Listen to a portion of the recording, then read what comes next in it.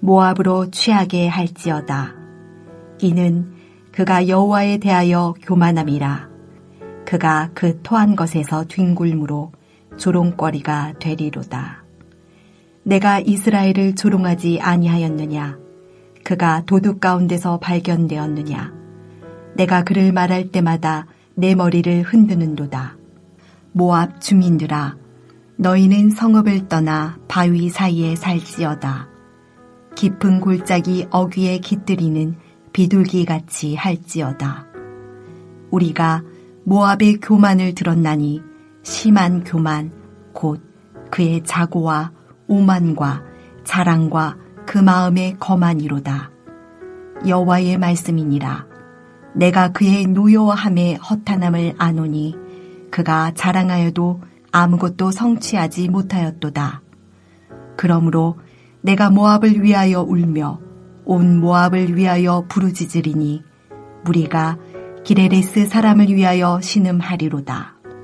신마의 포도나무여, 너의 가지가 바다를 넘어 야셀 바다까지 뻗었더니 너의 여름 과일과 포도 수확을 탈취하는 자가 나타났으니 내가 너를 위하여 울기를 야셀이 우는 것보다 더하리로다.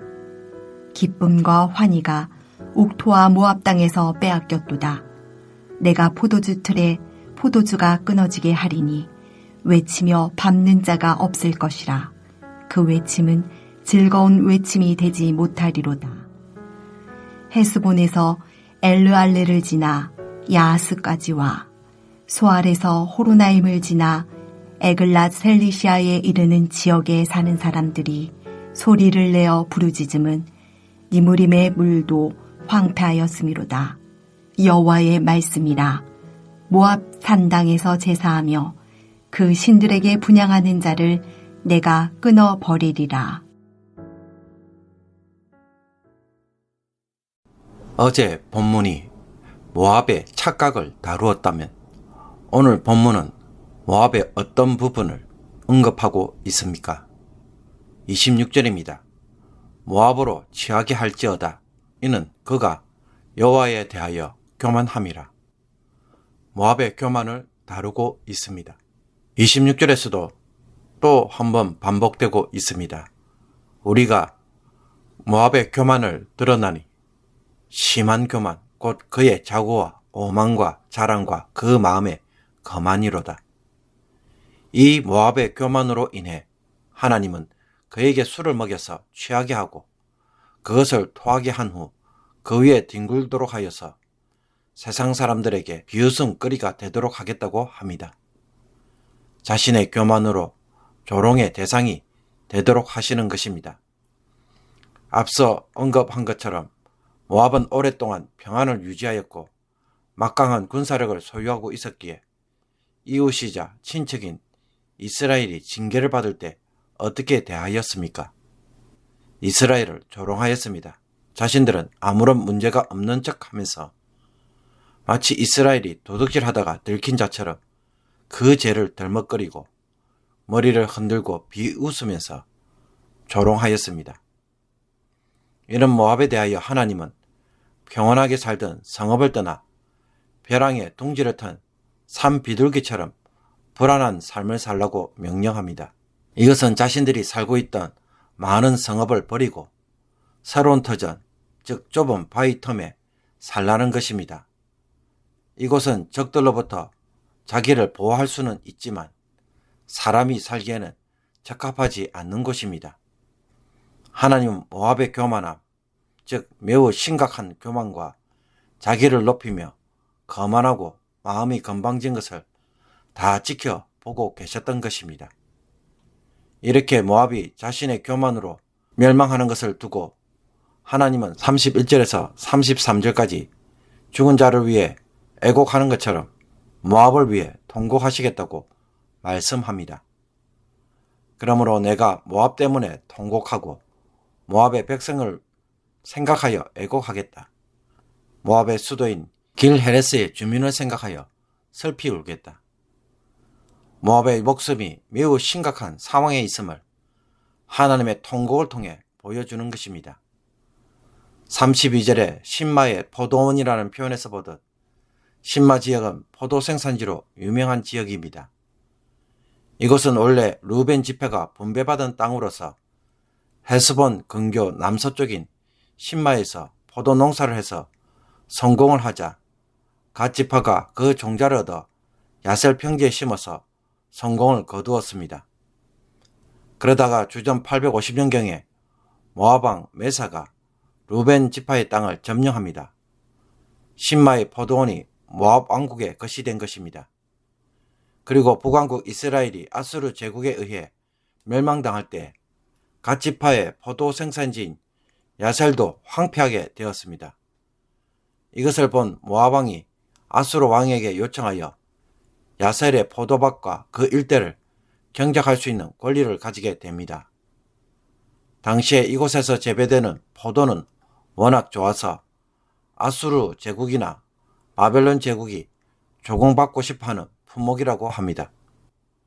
그러다가 주전 587년에 모압이 바벨론 제국에 의해 멸망하게 되자 이 신마와 아셀의 포도원뿐만 아니라 모압의 모든 포도원이 바벨론의 것이 되어버렸습니다. 이제는 이들이 이 포도와 여름 과일을 탈취해감에 따라 매년 이 포도를 즐기던 모압의 기쁨과 환희는 그 땅에서 사라져 버렸습니다. 그러니 크게 울지 않을 수가 없게 된 것입니다. 여기에 대하여 하나님도 아셀이 우는 것보다 더 크게 우신다고 말씀합니다. 모압의 백성들은 포도원을 통해 주는 즐거움을 더 이상 누리지 못하고 바벨론 제국의 종이 되어서 억지로 포도 농사를 짓게 될 것입니다. 그렇다면 과연 그 포도주 틀을 밟는 것이 즐거운 일이 되겠습니까? 34절에서 등장하는 헤스본, 엘르알레는 루벤 지파가 북쪽에 세운 도시들이며 야하스는 남쪽 지역의 국경 도시입니다. 이 지역들은 주전 850년에 모압에게 빼앗김으로 루벤 지파는 큰 슬픔에 빠졌습니다. 그런데 이제는 갈대아 군대, 즉 바벨론 군대에 의해 패망함으로 이곳에 살던 모압 주민들이 통곡하게 됩니다. 그리고 모압이 갈대아 군대를 막지 못하고 남쪽으로 밀려나게 되자 피난하던 백성들이 에돔 땅인 소알에 이르게 됩니다. 그러나 바벨론 군대가 이제는 에돔까지 공격을 합니다. 모압과 에돔의 피난민들은 남쪽의 성읍 호로나임으로 밀려 내려가게 되고 그러다가 에돔마저도 멸망하게 되자 에돔의 남쪽 국경 도시인 에글랏 셀리시아를 지나 아라비아의 미디안 광야 땅으로 피난을 가게 되었습니다. 그런데 이런 상황에서 또 어떤 일이 벌어지고 있습니까? 맑은 샘이라는 뜻을 가진 니무렘의 물은 지하에서 솟아나와서 사해 북쪽으로 흘러가는 맑은 시냇물을 말합니다. 니무림은 모압의 영토 가운데 있는 시내로서 사해 남단에 있는 성읍 근처에 있던 것으로 추정합니다. 그런데 이 물이 말라버렸습니다. 무엇을 의미하는 것입니까? 모든 지하수가 사라지고 있다는 것입니다. 이것은 하나님께서 그 땅에 가뭄과 기근으로 치고 계시는 것을 보여줍니다. 이런 재앙이 일어난 이유는 그들이 모압 산당에서 온갖 우상을 섬기고 있었기 때문입니다. 모압 백성들에게 비옥한 토지를 주고 풍족한 강물을 주었더니 무엇을 하고 있었습니까? 사치와 향락에 빠져 살며 온갖 우상을 섬기는 일을 하고 있었고 하나님이 그들에게 더 이상 복을 주실 이유가 하나도 없었던 것입니다. 그래서 하나님은 바벨론 군대를 불러 모압을 멸하시고 그 땅 주민들을 남쪽으로 쫓아내어 버리신 것입니다. 오늘 본문에서 보듯 하나님은 모압의 교만을 그냥 두고 보시지 않으셨습니다. 모압은 이스라엘과 같은 나라들이 어려운 형편에 처했을 때에 불쌍히 여기고 도와주기보다는 자기 성공에 도취되어서 도리어 멸시하고 하나님도 무서워할 줄 모르는 교만을 보였습니다. 다른 사람에 대하여 그 어떤 긍휼도 베풀지 않는 모습을 보신 하나님은 여기에 대하여 어떻게 반응하십니까? 결코 침묵하지 않겠다고 말씀합니다. 하나님은 모압이 자신의 교만 때문에 다른 사람들로부터 조롱거리가 되도록 하시겠다고 합니다. 교만이라는 포도주에 도취되어서 토하고 그 토한 것 위에 뒹굴게 되는 부끄러운 일을 스스로 행하는 자가 되도록 하겠다는 것입니다. 그러므로 사람의 교만은 결국 무엇을 가져옵니까? 자기 부끄러움으로, 자기 수치로 되돌아오는 결과를 반드시 가져온다고 말합니다. 내가 조금 성공하고 잘 나가게 될 때 은근히 남을 무시하는 듯한 말로 내뱉은 말들은 결국 어떻게 됩니까? 나중에 내가 다시 듣게 되는 말이 될 것이라는 것입니다.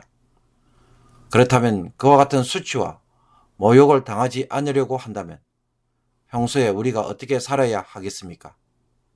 아무리 하찮은 사람이라도, 나이가 어린 사람이라도, 내 밑에 일하는 사람이라도 함부로 말을 하거나 함부로 대해서는 안 되는 것입니다. 그러다가 내가 그 사람 밑에서 일할 때가 있고 그 사람에게 엎드려 부탁해야 할 때가 있습니다. 그러면 지금 내가 어떻게 해야 하겠습니까? 겸손은 나를 모욕과 수치에서 구원해 줍니다. 내 주변 사람들에게 내가 함부로 말을 하고 있지는 않는지, 쉽게 평가하고 무시하는 말을 습관적으로 내뱉는 것은 없는지 오늘 스스로 살피고 입술을 제어하는 자가 되어야 할 것입니다. 그리고 모압은 르벤과 갓 지파의 땅을 차지하고 그 영광을 자신의 것으로 취하다가 결국 자기들도 그와 같은 처지에 빠지게 되었습니다. 하나님이 주신 것을 다른 사람들과 나누지 않고 이기적으로 사용할 때 하나님은 그 모든 것을 다 거둬 가십니다. 그렇다면 거두어 가기 전에 내가 미리 나누어 주면 어떻게 됩니까? 사람들에게 사랑받고 존경받게 될 것입니다. 그리고 하나님으로부터 칭찬과 복을 누리게 될 것입니다. 하나님이 주신 복은 나누라고 있는 것입니다. 이 사실을 기억하고 오늘 베푸는 삶이 여러분에게 있기를 주님의 이름으로 축복합니다. 기도드리겠습니다. 자비와 긍휼의 하나님, 하나님의 자비와 긍휼의 성품을 저희들도 다 함께하여 주옵소서. 나보다 약한 사람, 부족한 사람, 연약한 사람을 늘 불쌍히 여기게 하시며 무능력하고 쓸모가 없는 사람들처럼 함부로 취급하고 말하는 습관이 있다면 철저하게 제거하여 주옵소서. 교만으로 눈이 어두워져서 스스로 멸망길로 가는 자가 되지 않게 하옵소서. 하나님이 나를 대적하시는 일이 일어나지 않게 하옵소서. 오늘도 나에게 주신 복이 어디로 누구를 향하여 흘러가야 하겠습니까? 내 안에 고여서 썩는 물이 되지 않게 하옵소서. 다른 사람을 살리는 생명의 물이 되게 하여 주옵소서. 그래서 하나님께 영광을 돌리고 하나님이 항상 지켜주시는 복된 성도가 되게 하여 주옵소서. 예수 그리스도의 이름으로 기도하옵나이다. 아멘.